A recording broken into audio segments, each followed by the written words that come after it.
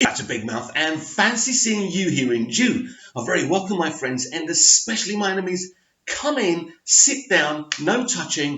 I don't do the touching. And welcome to Friday's edition of the dceu Daily. Whoa, is it Friday already? And it's San Diego Comic-Con, isn't it? And to be quite honest with you, it makes very little difference to the DCEU apart from to see everyone's reactions to the Project Comic-Con billboards. So it'll be interesting how people are reacting to them. Are they being negative? Are they being positive?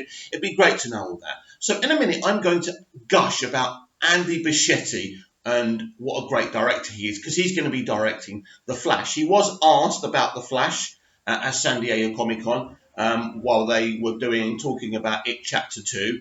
That trailer that they showed, beautiful, and this is why I want to gush about the potential of the Flash movie. But he said he can't talk about that. He wants to take some time out after It Chapter 2 and then come back and regroup. So he's going to make the movie. He just can't talk about it right now. But first, we have to talk about Collider. Collider have criticised the Release the Snyder Cut fans movement because apparently we're all have this disease called self-entitlement. I've spoken about this self-entitlement situation before, and I've said it, when people buy something, they should get what they're paying for. It's as simple as that. We are entitled. Every single consumer around the world, no matter if you're buying a movie, a song, a sweet, a drink, you are entitled to get what you paid for. Now, they can keep on saying yes, but people expect different things. Nobody expected what we got. Nobody wanted what we got. Zack Snyder was betrayed, stabbed in the back. This is not an ordinary situation with an extra cut or a director's cut. Otherwise, we wouldn't be doing what we're doing. And this was a betrayal, and we want Warner Brothers not to admit their mistake, just to release Zack's cut. Let him finish his movie. That's all we want. So anyway, Collider are a site. They do YouTube videos. They talk about movies. They talk about TV shows. They claim they represent the fans, but unfortunately, Collider have never represented the DCEU fans. No, Collider pick and choose what fans they represent. They don't like us. They've never liked us before. We know that. But the truth is, if you want to follow an entity that claims to support movie fans and TV fans, Collider are not for you. They will sit there in their little room with their arrogant chat, thinking what they say matters above the fans, all fans. Collider are not a place for the fans. Collider is not a great place. Their discussions are transparent and they are staged. They are not a good place. They dress like fans to fool you into thinking that they are fans.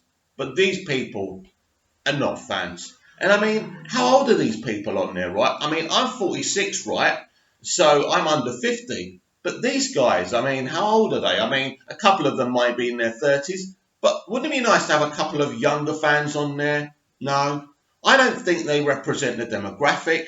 I don't think there's, Collider of the future. Of course, they get a lot of views on their videos. But personally, I don't think they represent the average moviegoer. And when you start verbally attacking a group of fans who are not hurting anyone, who have put their hands in their pocket, not only to pay for these billboards, but to donate to a very worthwhile cause, right? When you've got a group of fans who have done that, they don't deserve to be attacked. Let me ask you a question, everyone, because I think we're all Snyder fans here, or most of us anyway. Let me ask you a question. Do you think we're doing any damage? Please comment down below. I don't understand who we're hurting. And I have to ask you another question. When a site that claims to represent the fans, the public, the consumer, but then criticises the fans with venom, because I saw what they were writing on Twitter and I've heard what they've said. And to be quite honest with you, Collider, you do not represent the fans. Maybe that's an oversight on the people who own Collider. I don't know. But you have to rebrand what you're making, because at the end of the day, there are thousands of us, maybe even millions of us around the world supporting Zack Snyder. Do you really want to lose that? Do you just want MCU fans? Don't you want people watching your videos anymore? We can all see your arrogance. We already saw one of your people lose it because he wasn't invited to see a film or whatever happened, right? We see what kind of people you are. Arrogant people. Really? If anyone's self-entitled, Collider, it's your people who talk about film. No, you're not good people. You're not here for the fans. And I think when you come out, and as I say, with venom, attack the release the Snyder Cut fans, a harmless bunch of people just trying to get a film released, it says you are not the representatives of the movie fans. In fact, you are the enemy of movie fans. And movie fans, whenever they see you, whenever they see your articles or your videos, should go the opposite direction. And that's all I've got to say about Collider. So let's talk about the potential Flash movie and Andy Bichetti. I watched the trailer for It Chapter 2 yesterday, and I was so impressed. And as I was watching it, right, I haven't even seen It movie, right, so I'm not particularly interested in It Chapter 2, but I am interested in Andy Bichetti because he's absolutely going to be directing the Flash movie. He can't talk about it right now, and that's fair enough, but I am absolutely really excited about what I saw in this trailer. Just the choreography, the way the scenes are set up, the excitement within the scenes, how scary he makes them. There's a lot of potential in a Flash movie. Take what you see in the TV series and imagine it being amped up about 1,000,000,000%, right? That's how good and how strong and how much potential. I mean, a Flash movie is got the potential of a Green Lantern movie, because a Green Lantern movie is a universe of its own. And imagine the Flash movie, imagine all the characters, imagine the Rogues, imagine Reverse Flash, imagine Iris, imagine the Flash's friends, imagine the multiverse. Literally, the Flash can travel through the multiverse. There's so many freaking things they can do here if they just open their minds, and I'm sure they will with Andy Bichetti. And I think if they are going to use the script that Ezra Miller wrote as well, and they're going to adapt it, I think Christina Hodgson will do a great job doing that.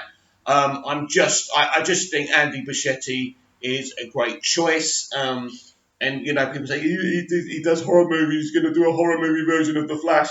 We've had this discussion before. Richard Donner did The Omen, and Superman the movie was the very opposite of scary.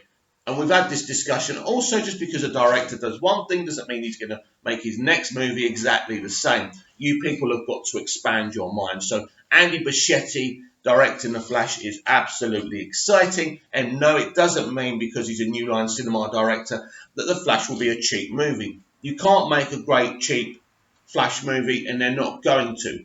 And they're not dreaming of doing that. They just want to get this film made. They want to make the best movie. And that's why the Spider-Man Homecoming people had to go, because they were going to make a sitcom. And Ezra Miller didn't want that. It would have been great, it would have been fun, but you would have forgotten about it as soon as you left the movie theatre. No.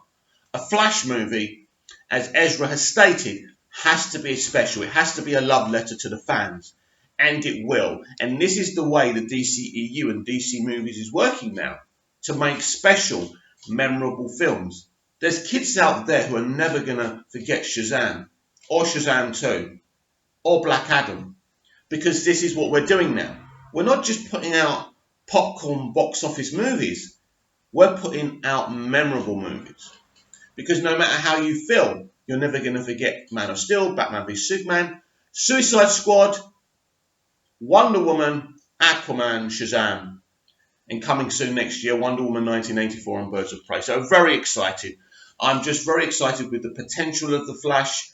Ezra Miller was great as The Flash, even if you didn't like the direction, the way he was doing it over, the over comedy. If you didn't like that, he didn't like that either. He took your criticisms on board, and this is why he's worked so hard to, mix things up a bit. You can have some comedy in it, you can have some fun, but it has to be dark as well. The Flash universe can be very scary, and it can be very dark at times. You can't just have gags and bright lights and bright colour palettes throughout a movie. If that's what the MCU want to do, and it's successful for them, obviously, and it's worked, then let's see if it continues to do so. But DC have to be more than that, because they are more than that. Did you like the video? Press like. Have a comment. Want to react to what I've been talking about? Comment down below. So please comment down below, like, share and subscribe. I shall see you in tomorrow's DCEU Daily, and you may get a few other unrelated videos later on today. We shall see.